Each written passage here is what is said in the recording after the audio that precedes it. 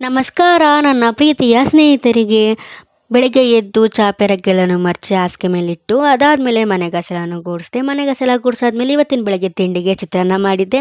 ಚಿತ್ರಾನ್ನ ಮಾಡಿಟ್ಟು ನಾನು fresh up ಆಗಿ ಬಂದು ತಿಂಡಿಯೆಲ್ಲನೂ ಮುಗಿಸ್ಕೊಂಡು ತಿಂಡಿ ಮಾಡಿರೋ ತಟ್ಟೆಗಳನ್ನು ತೊಳೆದು ಮಾಡಿದೆ. ತಟ್ಟೆಲ್ಲ ತೊಳೆದಾದ್ಮೇಲೆ ಅಮ್ಮ ಮಜ್ಜಿಗೆ ಮಾಡು ಅಂತ ಅಂದರು.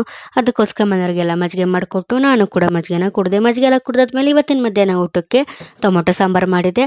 ಸಾಂಬಾರೆಲ್ಲ ಆದಾದಮೇಲೆ ತಲೆಗೆ ಎಣ್ಣೆ ಹಾಕೊಳ್ಳೋಣ ಅಂತ ತಲೆಗೆ ಎಣ್ಣೆ ಹಾಕ್ಕೊಂಡು ಬಂದು ಫ್ರೆಶ್ ಅಪ್ ಆಗಿ ತಲೆಯೆಲ್ಲನೂ ತಲೆಯೆಲ್ಲ ಬಾಚ್ಕೊಂಡು ಹಣೆಗೆಲ್ಲ ಹಾಕ್ಕೊಂಡು ರೆಡಿ ಆದೆ. ಅದಾದಮೇಲೆ ಸ್ವಲ್ಪ ಒಗೆದಿರೋ ಬಟ್ಟೆಗಳಿದ್ದ ಮೇಲೆ ಆ ಒಗೆದಿರೋ ಬಟ್ಟೆ ಎಲ್ಲ ಒಣಗಾದ್ಮೇಲೆ ಟೆರೆಸ್ ಮೇಲಿಂದ ತಂದು ಚೇರ್ ಮೇಲೆ ಮಾಡಿದೆ.